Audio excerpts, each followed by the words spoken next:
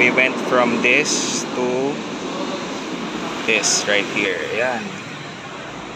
Hi guys, welcome back to another vlog. So today we're going to go to Santa Rosa to purchase a set of tires for the wheels that I bought for this car. I was looking for a specific size na gusto ko para dun sa mugs, and wala akong makita dito sa may area namin. And yung set na yon, yung ganong size is a bit rare kasi wala masyadong gumagamit ng ganong kasi masyadong low profile, and I would imagine it being a bit harsh compared to stock, pero you know, pero wala tayong magagawa, yun ang gusto eh. So here we are driving to the next town, to the next province rather, just so that we can get the tires that I want. I'll update you guys kapag medyo malapit na tayo, but I think that we're 30 more minutes away till we reach our destination. So I'll update you later, guys.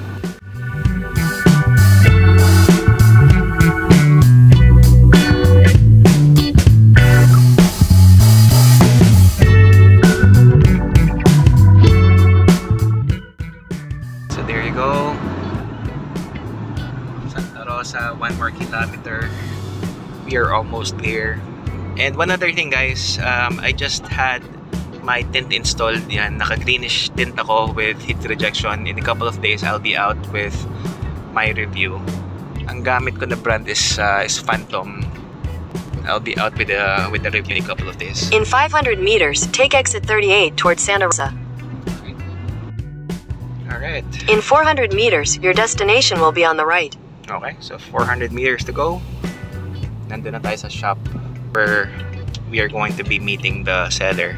I'm not gonna lie, I'm very excited kasi I've been planning this purchase for weeks, to be honest. So I had to buy the wheels. After I bought the wheels, and I had to get the tires for it. So your destination is on the right. Alright, here we are.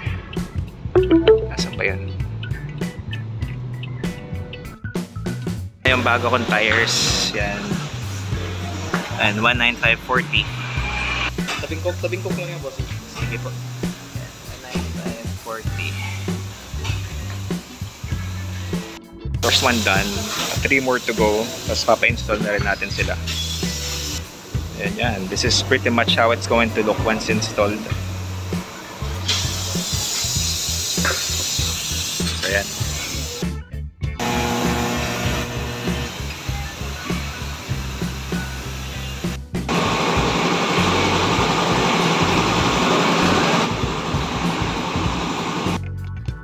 Naka-install na yung mga bagong gulong.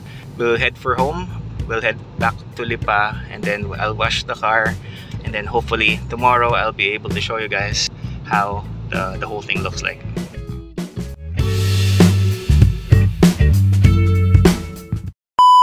It's been a day after the install. So yan, here you go. Ito na yung itsura ng kotse ngayon with the new wheels on. Ayan.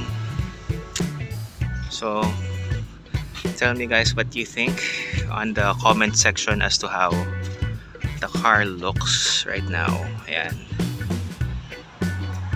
So yung specs ng wheels and tires is yung wheels ko is 17 by 6. Not sure about the offset, pero nakapasok siya ng konti. I would imagine this being a positive 45 offset.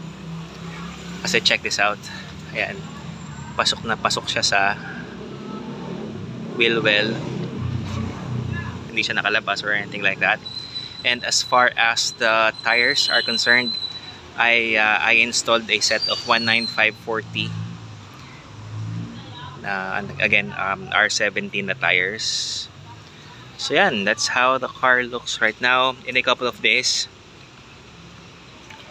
I will be posting my review of the setup, kung matigtig or kung tolerable. And one other thing that I did with the car was I removed the rain gutter to give it a cleaner look. So yan, this is how the car looks like after the work. Now it's started to rain, so I'll be ending the video right here. Again, in a couple of days I'll be posting a review as to how the car would perform with this kind of setup. So I hope you guys liked the video. Again, hit the like button if you did, and please subscribe to my channel. Peace.